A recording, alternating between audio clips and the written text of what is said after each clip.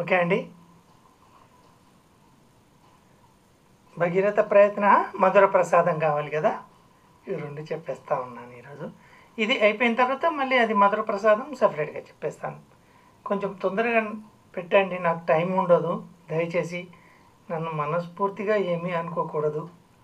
చాలా బిజీగా ఉంటామండి. ఇది హైదరాబాదు. ఓకేనా మై డియర్ స్టూడెంట్స్? భగీరథ ప్రయత్న. అయితే ఇక్కడ మనం ఒకటి చూసుకోవాల్సింది ఏంటి అంటే,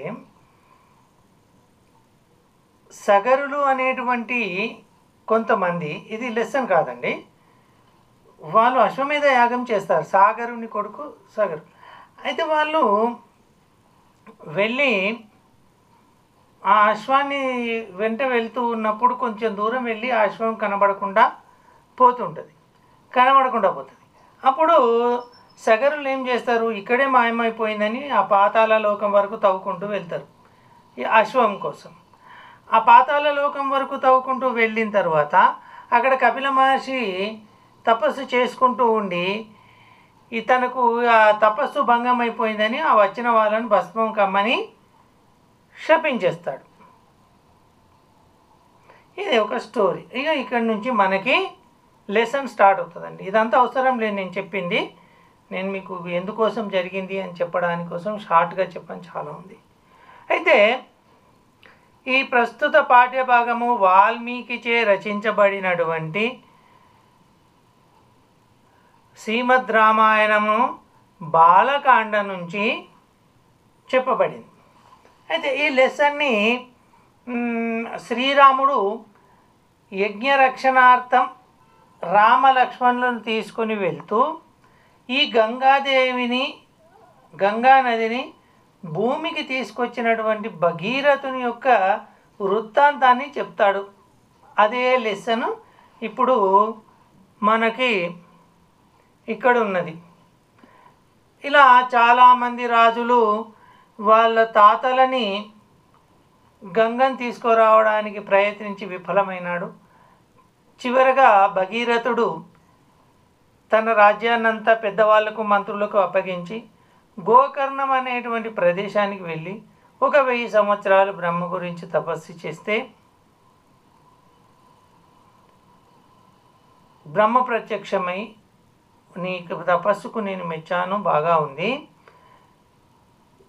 గంగా ఆకాశ గంగా ఆమె, ఆ గంగ కిందికి పడేప్పుడు ఈ భూమి ఆ గంగ యొక్క వేగాన్ని తట్టుకోలేదు కాబట్టి నువ్వు శివుని గురించి తపస్సు చేయమంటాడు. అప్పుడు మళ్ళీ భగీరథుడు శివుని గురించి తపస్సు చేస్తాడు. శివుని గురించి తపస్సు చేస్తే శివుడు ఒప్పుకుంటాడు. అలా గంగా నేను శివుని నెత్తిపైన పడుతున్నటువంటి సంతోషంతో ఉరుకలేసుకుంటూ వచ్చి ఆ శివుని తలపైన పడుతుంది.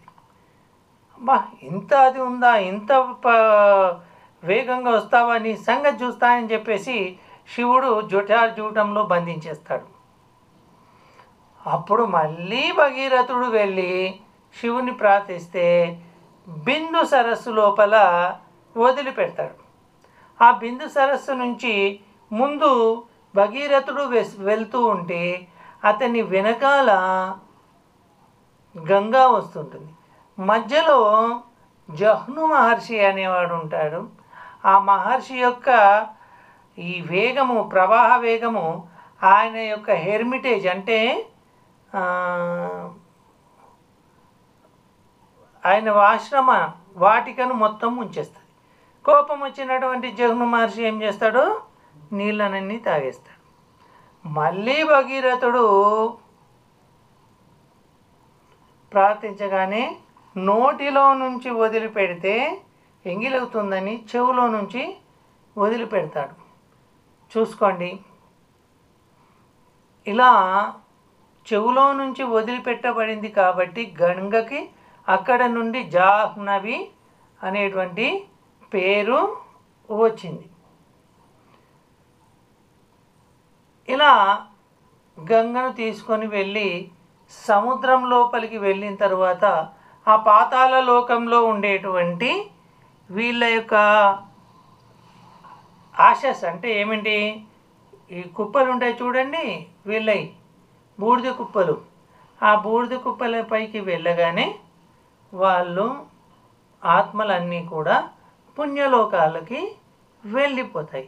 ఇలా చూడండి, భగీరథుడు ఎన్ని కష్టాలు పడి గంగని తీసుకొని వచ్చాడో.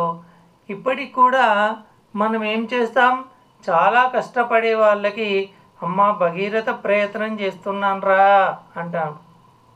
ఓకేనా? All the best. ఇంకేమన్నా ఉంటే కామెంట్లో పెట్టండి. కొంచెం దయచేసి నాకు టైం ఉండదండి, షేర్ చేయండి. ఫస్ట్ ఇయర్ కూడా చేస్తున్నాను రేపెల్లుండి నుంచి. ఓకేనా? ఫస్ట్ ఇయర్ వాళ్ళకు కూడా పంపించండి. శబ్దాలన్నీ చేశాను. శబ్దము నేము బై పరాంకుశం అని కొడితే ఫస్ట్ ఇయర్ వాళ్ళకు కూడా వచ్చేస్తుంది. జై శ్రీరామ్.